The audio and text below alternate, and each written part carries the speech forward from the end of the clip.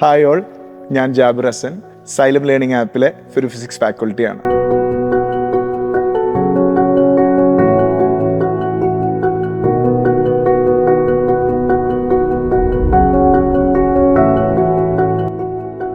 ടീച്ചിങ്ങിനോടും ഫിസിക്സിനോടൊക്കെ ഉള്ള അമിതമായ പാഷനോട് കൂടി ഈ ഫീൽഡിൽ എത്തിയ ഒരാളാണ് ഞാൻ.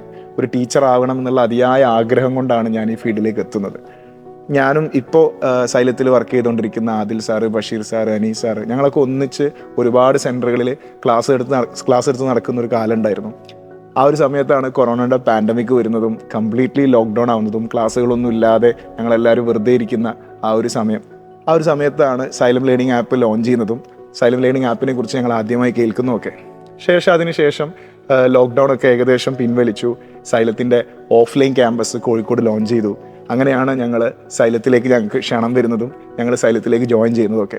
അങ്ങനെ സൈലത്തിൻ്റെ ഭാഗമായി മാറി സൈലത്തിലെ ഓഫ്ലൈൻ ഹൈബ്രിഡ് ക്ലാസ് റൂമുകളിൽ ക്ലാസ്സുകൾ എടുത്തു. അങ്ങനെ ഒരു 2-3 ആഴ്ച കൊണ്ട് തന്നെയാണ് ഞങ്ങൾ റിയലൈസ് ചെയ്യുന്നത് ഞങ്ങൾ അത്രയും നാൾ അനുഭവിച്ചുകൊണ്ടിരുന്നൊരു വർക്കിംഗ് കൾച്ചറിൻ്റെ ആ ഒരു സ്ട്രെസ് എത്രത്തോളം ഉണ്ടായിരുന്നു. കാരണം സൈലത്തിൽ ഞങ്ങൾ 100% റിലാക്സ്ഡ് ആയിരുന്നു. വളരെ സന്തോഷപൂർവ്വമായിരുന്നു ഞങ്ങൾ ഓരോ ദിവസവും ക്ലാസ്സുകൾ കഴിഞ്ഞ് ഞങ്ങൾ വീട്ടിലേക്ക് പോയിക്കൊണ്ടിരുന്നത്.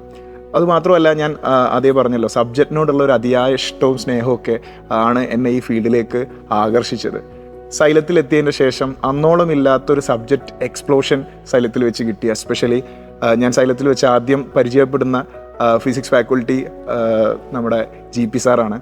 GP സാറിനോടുള്ള ഇൻട്രാക്ഷനിലൊക്കെ സബ്ജക്റ്റിനോടുള്ള കാഴ്ചപ്പാട് തന്നെ ശരിക്കും മാറിപ്പോയി. സാറിൻ്റെ അത്രയും എക്സ്പീരിയൻസിൽ നമുക്ക് പറഞ്ഞു തരുന്ന ഓരോ കാര്യങ്ങളൊക്കെ. സൈലത്തിൽ വന്ന ശേഷം ഒരു ഫാക്കൽറ്റി ഇൻട്രോ, ഒരു ക്ലാസ്സിൻ്റെ ഒരു വീഡിയോ എടുക്കാൻ LK സാർ പറഞ്ഞ സമയത്ത് GP സാർ വൈകുന്നേരം വന്ന് ചോദിച്ചു, ജാബിറിന്ന് എന്താണ് എടുക്കുന്നതെന്ന് ചോദിച്ചു. അപ്പോൾ ഞാൻ സ്ലൈഡ് കാണിച്ചു കൊടുത്തപ്പോൾ സാറ് കുറേ കാര്യങ്ങൾ പറഞ്ഞു. സാറ് കുറേ സജഷൻസ് തന്നു.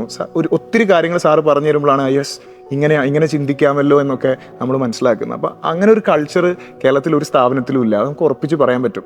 സബ്ജക്റ്റ് ഇങ്ങനെ ഡിസ്കസ് ചെയ്യുക എന്ന് പറയുന്നത് ഓപ്പൺ ആയിട്ട് നമുക്ക് ധൈര്യപൂർവ്വം എന്തും അങ്ങോട്ടും ഇങ്ങോട്ടും തുറന്ന് ഡിസ്കസ് ചെയ്യാന്ന് പറയും. അത് നമ്മൾ സംസാരിക്കുന്ന അത്രയും എക്സ്പീരിയൻസ്ഡ് ആയ ആൾക്കാരോടാണ്. അങ്ങനെ വളരെ ഓപ്പണായിട്ട് സബ്ജക്റ്റ് സംസാരിക്കാനുള്ള ഒരു സ്വാതന്ത്ര്യം എന്ന് പറയുന്നത് അതായിരുന്നു സൈലത്തിൽ ആദ്യം എനിക്ക് കിട്ടിയ ഒരു പ്ലഷർ എന്ന് പറയുന്നത്. അതോടൊപ്പം തന്നെ നമ്മുടെ ഇപ്പം തൃശ്ശൂർ വർക്ക് ചെയ്യുന്ന പ്രവീൺ സാറായിരുന്നു അന്ന് നമ്മുടെ ഡിപ്പാർട്ട്മെൻറ്റിലെ ഹെഡായിട്ട് നിന്നിരുന്നത്.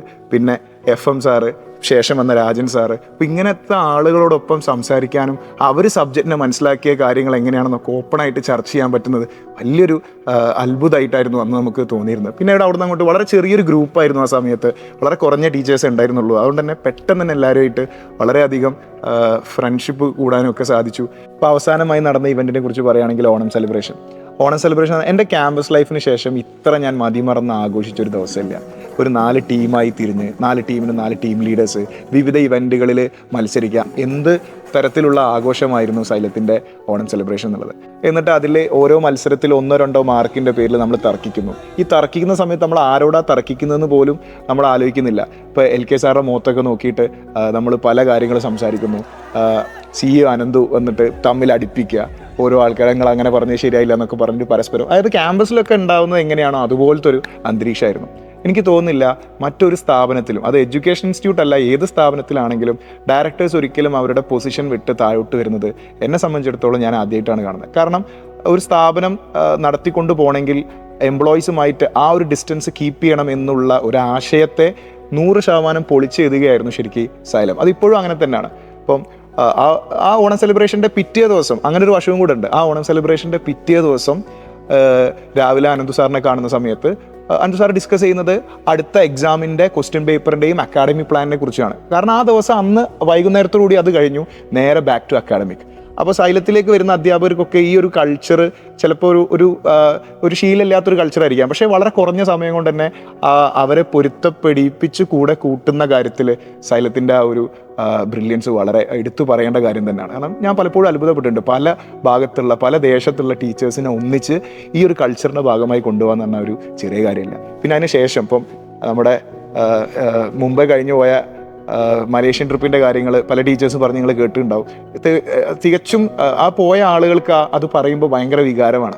കാരണം ഇതേ രൂപത്തിൽ തന്നെ നമ്മൾ ടൂറിൻ്റെ കഴിയുന്നതിൻ്റെ തലേ ദിവസം രാത്രി അങ്ങോട്ടും ഇങ്ങോട്ടും ഓരോ കാര്യങ്ങൾ പറഞ്ഞു കളിയാക്കുന്നു. ഓരോ ടീച്ചേഴ്സിനെ മറ്റു ടീച്ചേഴ്സ് ഇമിറ്റേറ്റ് ചെയ്യുന്നു, ഡയറക്ടേഴ്സിനെ ഇമിറ്റേറ്റ് ചെയ്യുന്നു, തമാശകൾ പറയുന്നു. അത് വളരെ ആസ്വദിച്ച് എല്ലാവരും പങ്കെടുക്കുന്നു. തിരിച്ച് നമ്മൾ സൈലത്തിൻ്റെ അക്കാഡമിക്സിലേക്ക് വരുന്ന സമയത്ത് അവിടെ ഒരു കുറവും വരുത്താതെ 100% പ്രൊഫഷണലായിട്ട് മാറുന്നു. ആ ഒരു കൾച്ചറാണ് എന്നെ സംബന്ധിച്ചിടത്തോളം സൈലം ഇത്രയും പ്രിയപ്പെട്ടതാക്കുന്നത്. നിലവിൽ ഇപ്പോൾ സൈലത്തിൽ എണ്ണമറ്റ അധ്യാപകരുണ്ട്. ഒരു ഡിപ്പാർട്ട്മെൻറ്റിൽ തന്നെ 60-ൽ കൂടുതൽ ടീച്ചേഴ്സ് ഉണ്ട്. നമ്മളെല്ലാവരും വളരെ സൗഹൃദത്തിലാണ് മുന്നോട്ടേക്ക് പോയിക്കൊണ്ടിരിക്കുന്നത്. നമ്മൾ ഒന്നിച്ച് ടർഫിൽ കളിക്കാൻ പോകുന്നു, പുറത്ത് ഭക്ഷണം കഴിക്കാൻ പോകുന്നു, ഫാമിലി ആയിട്ട് ഒന്നിച്ച് യാത്രകൾ പോകുന്നു. ഇതിനൊക്കെ സാധിക്കുന്നത് ശരിക്കും സൈലത്തിൻ്റെ ഈ ഒരു ജോബ് കൾച്ചറും ഈ ഒരു വർക്കിംഗ് ആംബിയൻസ് ഉള്ളത് കൊണ്ട് തന്നെയാണ്. For me Xylem is not only a working space, it's my second home. കാരണം ഇവിടെയുള്ള എല്ലാവരും എൻ്റെ പ്രിയപ്പെട്ടവരാണ്. Thank you so much.